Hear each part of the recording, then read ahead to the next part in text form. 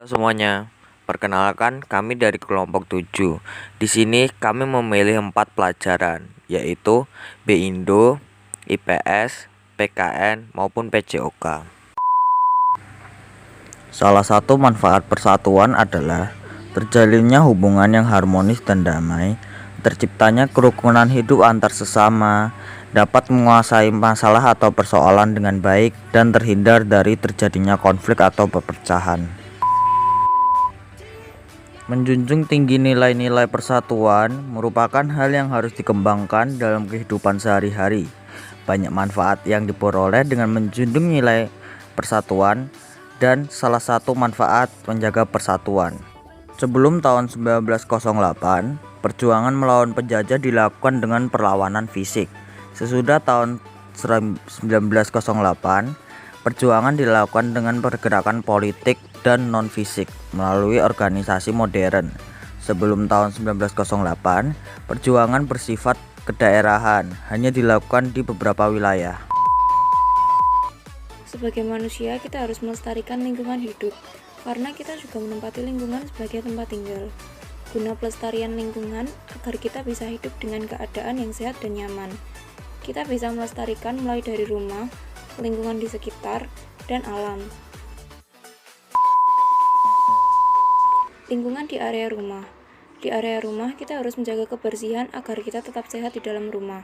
Di lingkungan luar rumah adalah tempat yang cukup ramai. Karena adanya orang di sekitar, kita juga harus bisa menjaga pelestarian lingkungan di daerah tersebut agar wilayah terlihat bersih dan warga selalu sehat. Lalu alam. Salah satu contoh lingkungan alam yang harus dilestarikan yaitu hutan. Karena hutan sebagai paru-paru dunia, kita harus benar dalam memanfaatkannya agar tidak terjadi bencana alam. Jika lingkungan tidak dijaga dengan baik, maka akan sering tumbuh virus, banyak daerah yang kumuh, dan sering terjadi bencana alam. Maka dari itu, kita harus benar-benar dalam menjaga dengan baik, agar lingkungan di sekitar tetap segar, lalu bumi juga tetap sehat. P3K. P3K adalah pertolongan pertama pada korban yang terluka ketika terjadinya kecelakaan ataupun bencana.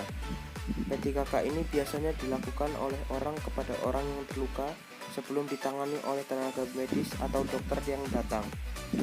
P3K ini bisa dilakukan semua orang.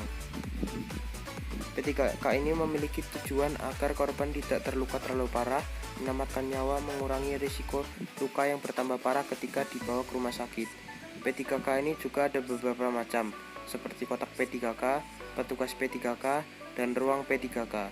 P3K ini harus ada di setiap tempat kerja maupun mau itu kotak, petugas maupun ruangannya, agar jika terjadi hal-hal yang tidak diinginkan seperti kecelakaan, bencana, dan lain-lain bisa ditangani dengan cepat, dan jika tidak ada dokter atau tenaga medis yang datang dengan cepat.